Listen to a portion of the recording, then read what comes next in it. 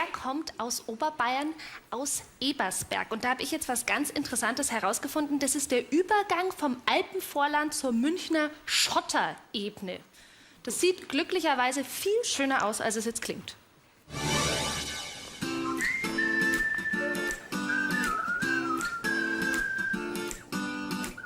Servus, ich bin der Florian Otto, ich bin 18 Jahre jung und komme aus Bayern. Und da drüben in Eversberg, da bei der Kirche, da bin ich daheim. Ja, das ist meine ehemalige Lehrerin, die Niki. Mit der mache ich auch heute noch ganz viel und da erfahre ich immer, was auf meiner alten Schule passiert. Das ist natürlich ganz praktisch. Und dann habe ich da noch meine Spätzeln, das sind einmal Anna und Lena, die kenne ich eigentlich schon immer. Und dann habe ich noch einen Stefan und Vanessa, mit denen habe ich letztes Jahr Abschluss gemacht und wir machen auch heute noch ganz viel miteinander, das ist immer saulustig. Also packen wir es an. Ich wohne daheim mit meinen Eltern, meine 2 kleinen Geschwister, bin mit der Schule fertig und fange jetzt dann eine Ausbildung zum Veranstaltungstechniker an. Weiter geht's. Ja, Ebersberg ist ja hauptsächlich bekannt durch die schönen Wanderwege und wenn es da schönes Wetter ist, dann gehen wir da schon gerne mal raus und dann ein bisschen miteinander rumgehen, spazieren gehen und Spaß haben. Ich treffe mich gern mit meinen Freunden, fahre gern Ski und mache sehr gern Party mit meinen Bekannten auf unserer Hütte am Tegernsee. Ja, ihr seid jetzt sicher schon ganz gespannt, was ich in der Sendung mache. Das verrate ich euch jetzt auch, und zwar Folgendes.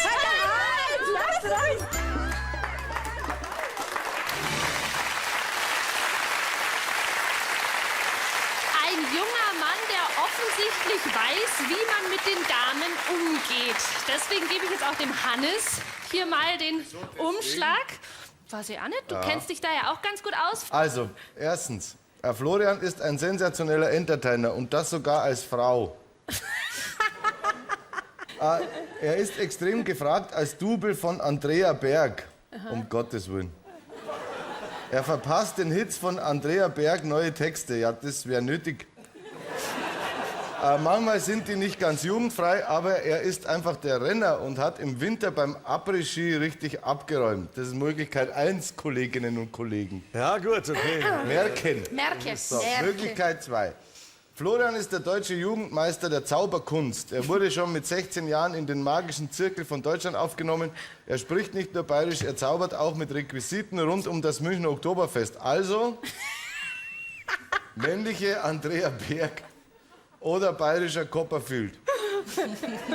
Das ist jetzt die Frage. Wolfgang, jetzt fang doch du mal an. Also der Bursche hat so feminine Züge. Was? Ja, also ich meine, Ebersberg habe ich ganz schlechte Erinnerungen, ganz schlechte. Der war nämlich da oben auf diesem Ebersberger Aussichtsturm. Und da ist die Ebersberger Alm. Das war früher ein Tanzlokal. Aha. Und wir fuhren immer hin zum Tanzen. Ich war 17, kann ich wie heute erinnern. In so Da einem war Tanzlokal. ein riesengroßer Tanzsaal. Hinter mir saß ein wunderhübsches Mädchen. Ich drehe mich um und sage, würdest du mit mir tanzen? Und dann hat sie mir eine Ohrfeige gegeben. Ich habe nichts verkehrt gemacht. Und deswegen Ebersberg, also. Und wenn die alle so komisch sind dort. Also ich kann mir schon vorstellen, dass der auf einmal in so einem Fummel auf dem Dings drauf hupft, auf dem Tisch und dann. Also, ja, ich glaube eher, dass er bergelt. Er bergelt. Der bergelt, ja doch. Also ich bin. Gut. Mein erster Instinkt. Gut. Also das ist. Der Wolfgang glaubt ans Bergeln. Ja. Was sagt denn die Konstanze? Ich bin auch für Frau Berg. Du bist auch für Frau Berg. Hannes? Ich spüre, dass ich mich auf direktem Wege Richtung Gescheithaferl bewege. Wenn ich sage, ich möchte es mir selbst ersparen. Also Andrea Berg heute nicht aus. Ja, es ist eine moderne Folter. Ja, klar ist das. Das ist okay. Also ich hoffe, erstmal kenne ich ein paar Zauberer und weiß, dass es das gibt, dass man sehr früh da aufgenommen wird, wenn man sehr viel übt. Und deswegen glaube ich, dass er ein junger, international bereits renommierter Zauberer ist, weil man ja auch Mädchen sehr gut beeindrucken kann mit Sachen, die verschwinden. Aha. Wir fragen ihn am besten selbst. Zweimal Andrea Berg, einmal Zauberer. Ich sag, wir holen ihn jetzt erstmal rein. Und bei diesem Kandidaten muss man ja sagen, wir können vielleicht schon am Gang ja vieles erraten. Hier ist der Florian Otto.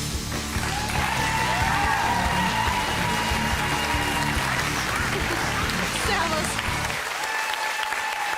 Also Wolfgang, tut mir leid, aber feminin ist da jetzt nicht viel. Also die Frage ist jetzt, musst du dich noch umziehen? Nein, ich versuch's zwar immer ein bisschen zum Bergeln, aber ich schaff's dann doch nicht, deshalb ich bin Zauberkünstler. Gott sei Dank.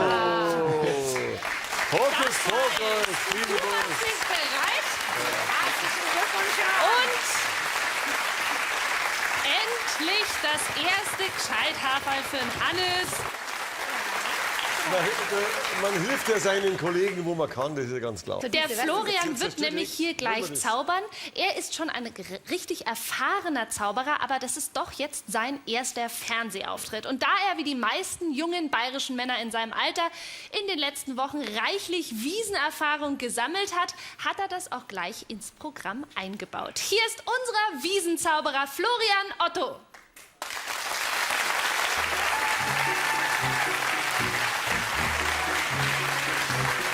Ja, ich will heute einmal ein bisschen was über das Oktoberfest, über die Wiesn erzählen. Und dazu habe ich natürlich auch was mitgebracht. Zum einen diese weiß-blau karierte Bayern Las Vegas Showbusiness Wundertüten und zum anderen einen Maßkrug. Ja, meine Damen und Herren, Sie wissen es wahrscheinlich alle, die Wiesn, die hat nicht nur Vorteile, nein, es sind ja immer aber Nachteile mit dabei. Und, Moment, jetzt ist hier so gut, nein, das habe ich jetzt eigentlich nicht gemeint, wenn ich von Nachteilen rede, gell. Nein, ich spreche jetzt eher von... Ich spreche jetzt eher von sowas wie von den öffentlichen Verkehrsmitteln. Die sind zur Wiesenzeit ja sowieso immer bummvoll. Und wenn ich jetzt da in der Früh mit der U-Bahn in die Arbeit fahre und wenn ich dann überhaupt einmal einen Sitzplatz kriege, dann freue ich mich erst einmal, dass ich sitzen kann. Aber dann versuche ich da immer so meine Zeitung zu lesen, weil sie links einer im Dirndl und rechts einer in der Lederhosen auf dieselbe Sitzbank gedruckt. Jetzt habe ich ein ganz schlaues System entwickelt, wie ich die Zeitung trotzdem geschmeidig lesen kann. Aufpassen.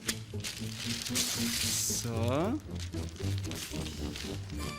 Ich verkleinere es einfach auf die Hälfte des Formats. Ja? Und das Tolle ist, das kann man sogar zweimal machen. Klar, ich kann es ja noch genauso gut lesen, ich muss bloß öfter umbladeln. Ja, und wenn noch gerade ein festes Madel neben mir sitzt, ein festen Dirndl, dann kann es schon sein, dass ich mal sage, da schau her, kriegst du auch was zum Lesen. Aber so bin ich halt. Ja, und wenn ich dann aus der U-Bahn aussteige, dann merke ich mal wieder, wie praktisch das tatsächlich ist, Zauberer zu sein.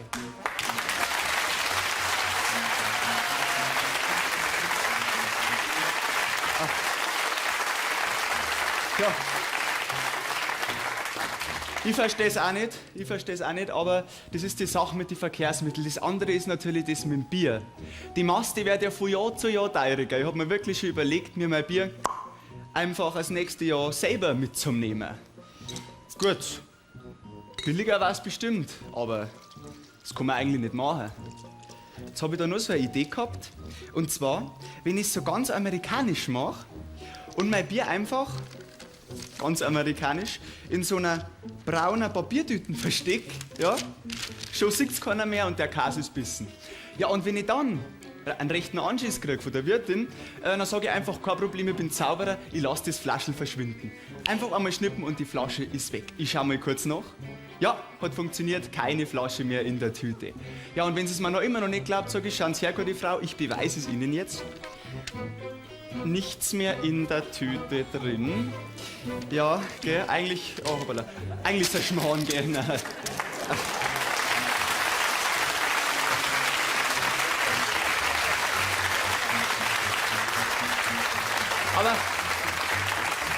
Aber jetzt sind wir doch einmal ganz ehrlich.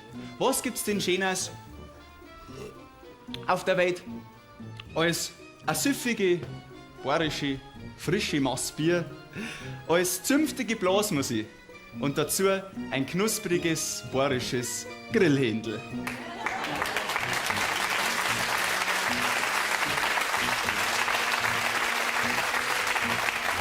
Ach, und eins habe ich noch vergessen.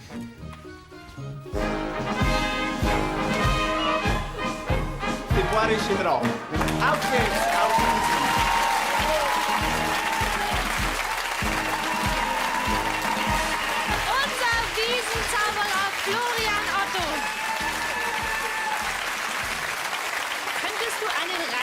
theoretisch zur Wiesn denn dann auch ins Zelt reinzaubern? Ins Zelt, ja, ich versuche es jetzt ja wieder, aber da brauchst du spezielle Marken, das geht sonst gar nicht. Kannst ja, die nicht herzaubern? Ich würde dann auch so die erste Mastzahl Ja, okay, dann probieren wir es das ja gemeinsam. Sehr oder? gut, Das finde ich machen gut, finde ich gut.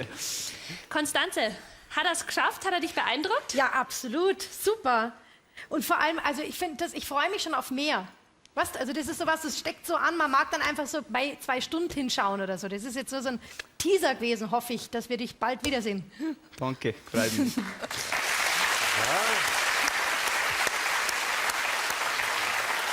Hannes, Ja, was sagst du zu den Zauberkünsten? ich fand es tatsächlich super. Ich fand super, dass es andere Requisiten waren, als die man normal kennt mit Karten und Daumen, Vögeln und so weiter. Nee, ich fand es echt super. Wie alt bist du? 18? 18, ja. Krass. Wann hast du angefangen? Mit meinem 7. Lebensjahr, also vor 10, 11 Jahren. Zauberkasten. Und Wolfgang? Ja, super, wunderbar alles. Also ich würde dir vorschlagen, geh nach Las Vegas ins Hofbräuhaus. 100% kriegst du einen Job. Also das kann ich mir sehr gut vorstellen. Das war wirklich eine gute Nummer. Ja, das mit dem Anzug, rutsch, zack, bumm und dann hier, das ist also toll, toll, toll. Ja, okay, da gefällt mir. Danke. Hat der aber was Aber trotzdem, weißt, noch besser wäre es gewesen, wenn es als Andrea Berg rausgekommen wäre. Ja, das, genau. Florian Otto aus Ebersberg, du wirst jetzt verschwinden und wie aus Zauberhand dann natürlich wieder auftauchen. Okay, ich probier's. Danke. Ciao.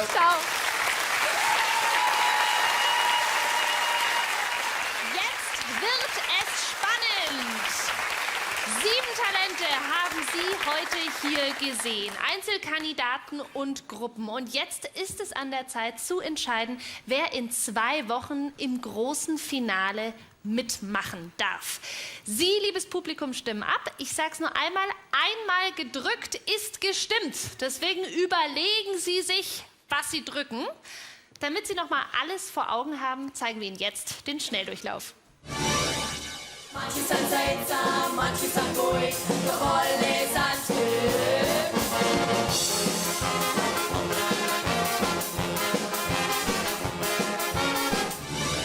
Huha, geh los mit meiner Ruhe. Huha, geh los mit meiner Ruhe. Huha, geh los mit heute meine Ruhe. Ich zieh's nicht aus, meine Rock'n'Roll-Schuhe. Eins habe ich noch vergessen.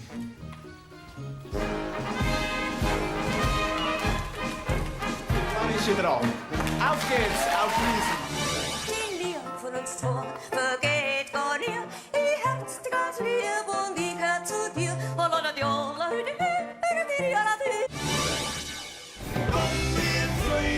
Doch das macht uns nichts aus. Kommt wir früher. Ja, nein, das ist schön. Kommt wir früher. Doch das macht uns nichts aus.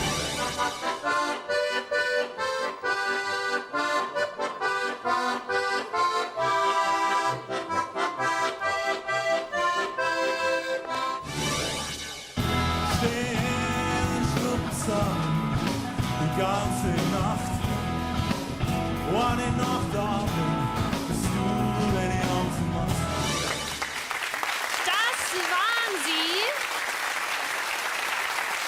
Die 7 Kandidaten aus der ersten Show. Sie haben ihre Stimmgeräte jetzt draußen.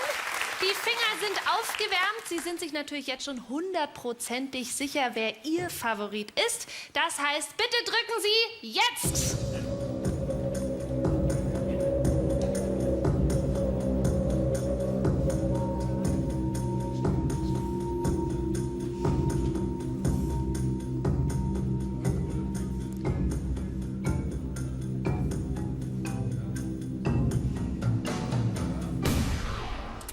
So, liebes Publikum, ihr habt entschieden. Und jetzt sind wir gespannt, was Sie, liebes Publikum, gewählt haben. Die Resultate müssten jetzt schon da sein. Und ich schaue mal, ob die Grafik schon was verrät.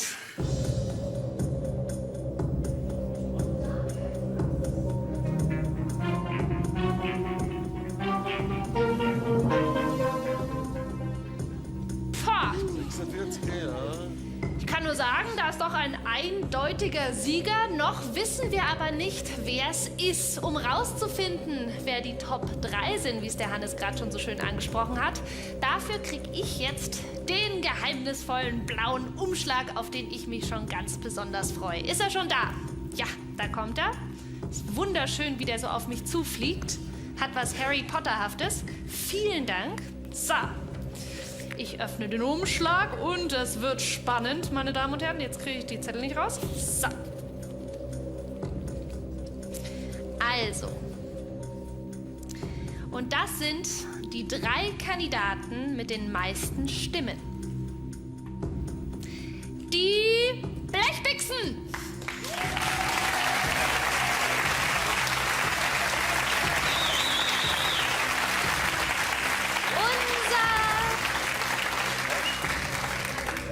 Florian Otto.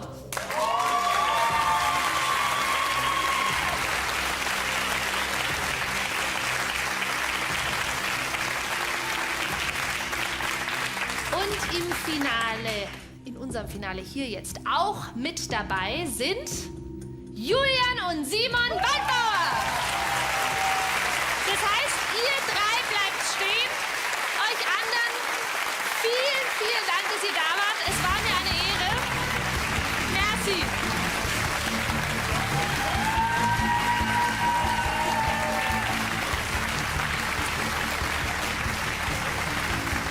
Ich komme jetzt mal zu euch rüber, stelle mich hier neben euch, denn ihr 3 könnt jetzt hoffen, dass ihr im Finale in 2 Wochen seid. Aber wir schauen uns jetzt erstmal an, was die Jury über euch so gesagt hat. Wir fangen an mit dem Florian. Florian, Konstanze war von dir absolut beeindruckt, fand's super und freut sich bald, alles von dir zu sehen. Obwohl du nicht gebergelt hast, fand der Wolfgang deinen allerersten Hokuspokus im Fernsehen eine super Nummer und schickt dich direkt nach Las Vegas. Und Hannes fand es tatsächlich super und war happy, mal andere Zauberrequisiten zu sehen als immer nur Daumen und Vögel oder so. Simon und Julian Waldbauer. Das Herz der begeisterten Konstanze habt ihr gewonnen. Durch euer Glitzern in den Augen. Für Wolfgang wart ihr beide der Groover und das Pokerface. Und er sagt auch eine internationale Karriere für euch ganz sicher voraus. Und Hannes fand, das war das Beste, was er heute Abend gesehen hat. Und Punkt. Die Blechbixen. Der Hannes hat lange auf euch 5 gewartet, weil er findet, dass für so eine Band die Zeit reif war. Und er würde vielleicht auch ausnahmsweise vor euch niederknien. Konstanze war total begeistert von eurer sympathischen Art und hat sich spontan total in euch verliebt. Und der Wolfgang hat viel Spaß mit euren Lippen und fand euren Auftritt eine coole Nummer. Er würde euch alle 5 nicht auf einem Traktor, aber auf jeden Fall auf einem Anhänger mitnehmen.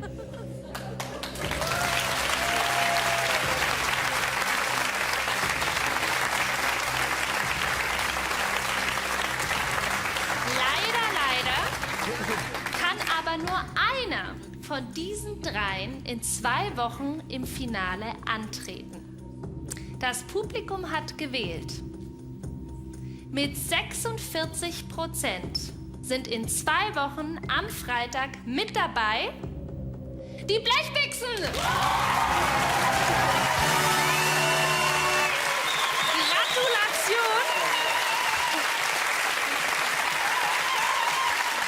Gratulation den Gewinnern, den Blechbixen. Mit welchen anderen Konkurrenten es die 5 Mädels zu tun bekommen, das wissen wir noch nicht, denn das entscheidet sich nächsten und übernächsten Freitag, wer dort im Finale gegen die Mädels antreten wird, um den Bayern Max 2012 zu gewinnen.